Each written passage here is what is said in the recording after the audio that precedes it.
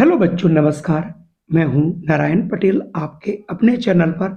आज हम बात करेंगे राज्य स्तरीय राष्ट्रीय आय एवं योग्यता आधारित छात्रवृत्ति परीक्षा 2025, जिसमें कि दो पेपर होते हैं, शैक्षिक योग्यता परीक्षण और आपका एक होता है मानसिक योग्यता परीक्षण। चूंकि शैक्षिक योग्यता परीक्षण तो आप पढ़ लेते हैं, लेकिन मानसिक योग्यता परीक्षण जिसमें 90 अंक आते हैं और यही मेरिट निर्धारित करती है आपके स्कॉलरशिप को। अगर आप स्कॉलरशिप को 100% पाना चाहते हैं तो आपको मानसिक योग्यता परीक्षण का एक एक प्रश्न देखना पड़ेगा, क्योंकि इसके लिए आपको एक रेफरेंस बुक भी खरीदनी पड़ेगी। लेकिन इसका क्या कोर्स है, मैं सारा कोर्स आपको 1 बाय 1 डिस्कस कराऊंगा और इसमें आपको मैं बताने का प्रयास करूंगा। 18 प्रकार की रीजनिंग आती है। यहाँ से 18 चैप्टर हैं, जिनमें से जो भाषिक तर्क शक्ति यानी वर्बल रीजनिंग है वो आपके 14 चैप्टर हैं और 4 चैप्टर आपके आभाषिक तर्क शक्ति के हैं, जिन्हें हम नॉन वर्बल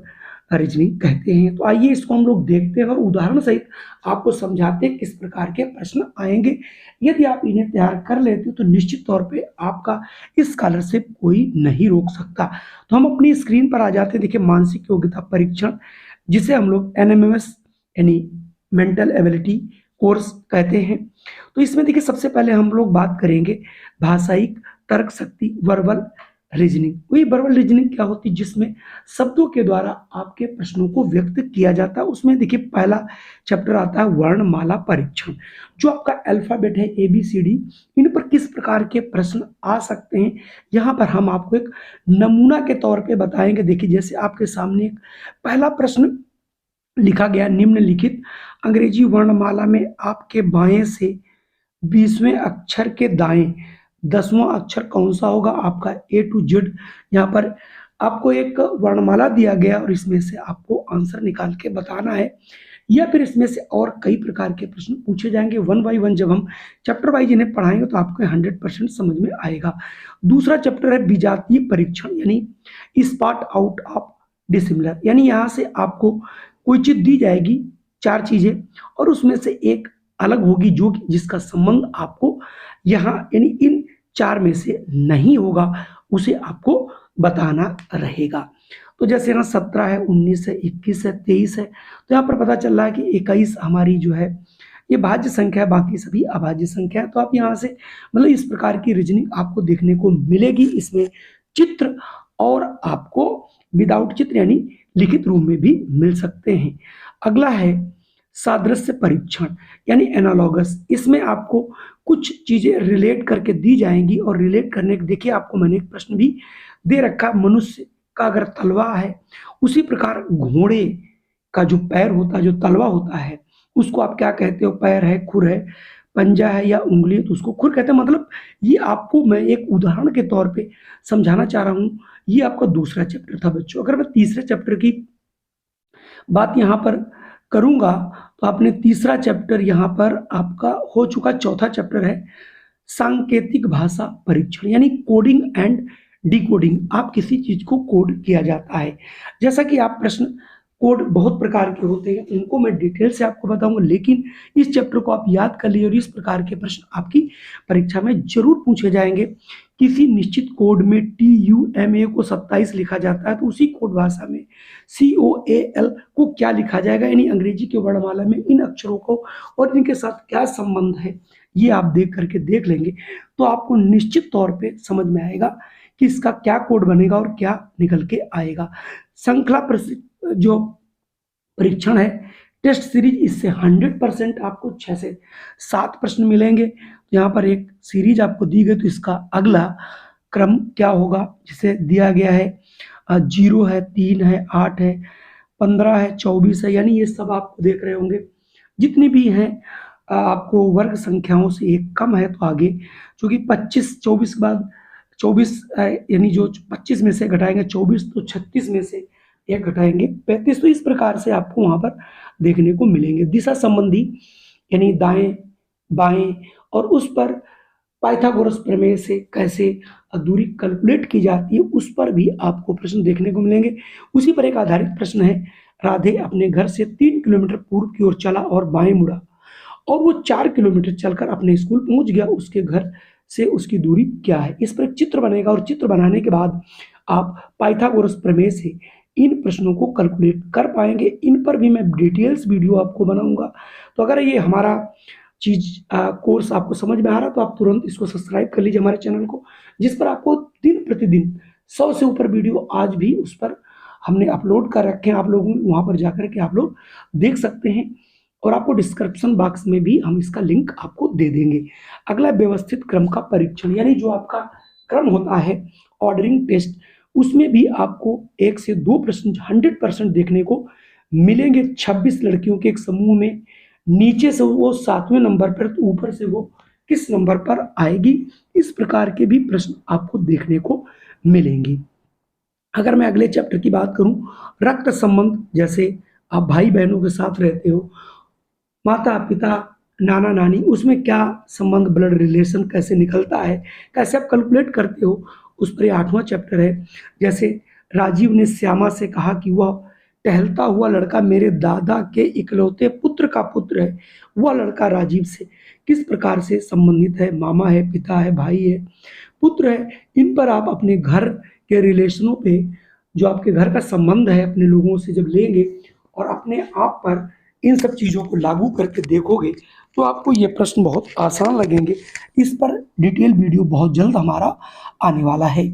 नियम की प्रतिबद्धता संबंधी परीक्षण, इसमें क्या होता है, रूल बेस्ड एक रूल दिया गया होता है और उस रूल के तहत आपसे अगला प्रश्न पूछा जाता है। जैसे a+b=a×b, यानी a×b, यानी अगर कहीं पर दो चीजें जुड़ी हो तो उनको जोड़ना नहीं बल्कि गुणा कर देना, उनके अंदर एक रिलेशन दिया गया। जैसे 10 और 12 को जोड़ा गया तो 10 और 12 की गुणा करोगे तो आपको 120 आंसर मिलेगा। तो कुल मिला के आपको इस प्रकार के प्रश्न देखने को मिलेंगे। हमारा 9वां चैप्टर है। इसके बाद आपको आकृतियों से संख्याओं को ज्ञात करना, यानी एक आपको ये देखिए सामने आपके एक आकृति दी गई और इस आकृति में जो आप देख रहे हैं एक खाली स्थान, उस पर आप अपना दिमाग लगा करके देखेंगे ये किस प्रकार से व्यवस्थित है और उसको आप किस तरीके से भर सकते हैं। अगला चैप्टर वेरी मोस्ट इंपॉर्टेंट है, जिसका नाम है वेन आरेख परीक्षण, वेन डायग्राम टेस्ट। इसमें आपको एक चित्र दिया होता है, वो वृत्त के फॉर्म में हो सकता है, आयत हो सकता है, या फिर आपको जो है वृत्त, आयत और त्रिभुज सभी कुछ दिए होंगे। उसमें कुछ इंस्ट्रक्शंस दिए जाएंगे, उसके आधार पर प्रश्नों के उत्तर देने होंगे। जैसा आपके सामने ये आप चित्र देख रहे हो जिसमें फ्रांसीसी, भारतीय और अंग्रेज बने हुए हैं और उनकी संख्या दी गई है और नीचे आपसे ये प्रश्न पूछा जा रहा है कि उपरयुक्त वेन आरेख के आधार पर बताएं कितने नागरिक केवल भारतीय। तो केवल अगर भारतीय की बात करें तो देखो ऊपर 7 हैं, तो केवल 7 जो है वो केवल भारतीय हैं, बाकी इसमें अंग्रेज भी हैं और फ्रांसीसी भी। तो इस प्रकार का प्रश्न एक जरूर आपकी परीक्षा में पूछा जाएगा। अगला चैप्टर 12 है, जिसका नाम है अंक एवं वर्णक्रम परीक्षण, इंग्लिश में कहते हैं ordering of numerical and letters test. इसमें क्या होता है, इस परीक्षण अंतर्गत अंक या वर्णों की एक विशेष श्रृंखला दी गई होती है, उसी श्रृंखला के अनुरूप प्रश्न पूछे जाते हैं। तो देखिए इसमें एक मैंने उदाहरण लिया है, देखिए लिखा हुआ है निम्नलिखित अंकों की श्रृंखला में कितने ऐसे 5 हैं जिनके तत्काल पहले सम संख्या है किंतु तत्काल बाद में सम संख्या नहीं है। तो आपको इस श्रृंखला को देख करके बना करके उत्तर देने रहता है। तो इस प्रकार से भी प्रश्न पूछे जाते हैं। अगला चैप्टर है 13, आकृतियों से विशेष आकृति ज्ञात करना, to find a special figure from given figure. इसमें आपको एक चित्र दिया जाता है जिसमें कई रेखाओं के द्वारा उसे घेरा जाता है और उसमें आपको दिए गए चित्र में कितने त्रिभुज हैं, कितने आयत हैं या कितने वर्ग हैं, इस प्रकार का प्रश्न पूछा जाता है। जैसा कि आप चित्र में यहाँ पर देख रहे हैं और दिए गए चित्र में आपसे वर्गों की संख्या पूछी जा रही है। चलिए अब मैं बढ़ता हूं अगला और हमारा भाषिक का आखिरी पासा यानी डाइस। पासे के बारे में आप लोग जानते हो, पासे में 6 सतह होती है, उन पर लिखे अंक 1 से 6 तक, उन पर जो क्वेश्चन बन सकते हैं वो आपने नहीं पढ़ा तो मैं आपको पढ़ाऊंगा। अब जो दूसरे प्रकार की रीजनिंग होती है उसे बोलते हैं आभासिक तर्क शक्ति, यानी इसमें चित्रों के आधार पर आपको चुनाव करना होता है, उसको बोलते हैं नॉन वर्बल रीजनिंग। तो देखिए इसमें पहला आपका जो चैप्टर है समान आकृति यानी सेम फिगर। कोई आपको एक चित्र दिया जाएगा, उसके आधार पर आगे 4 चित्र दिए जाएंगे, उनमें कुछ न कुछ अंतर होगा और उनको देख करके बताना होगा इनमें से कौन उसी जैसा है, जैसा कि आप इस में देख रहे हैं। दूसरा प्रकार ये हो सकता है कि आपको कोई ये 4 या 5 चित्र दे देंगे और आपसे उनमें एक सिमिलरिटी रहेगी और उसमें कौन सा ऐसा चित्र है जो इसको सिमिलर नहीं है, ये भी आपसे पूछा जा सकता है। तो कुल मिला के ये दोनों प्रकार के प्रश्न रहेंगे। दूसरा वाला भी प्रकार आपको मैं यहाँ पे दिखा रहा हूँ, उसे आप देख लीजिए। चलिए बढ़ते हैं आगे। अगला जो प्रकार है वो है आकृति श्रृंखला, फिगर सीरीज। इसमें क्या होता है, आपको एक प्रश्न आकृति दी जाती है जिसमें 4 चित्र बने होते हैं और उसके बाद 5वीं आकृति, जिस प्रकार से चारों आकृति एक सीरीज में बनती है, उससे 5वीं कैसी बनेगी उसके लिए भी आपको 4 या 5 आपको ऑप्शन दिए जाते हैं, जिसमें से चूज करके रखना रहता है, जैसा कि आप यहाँ पर चित्र में देख रहे हैं।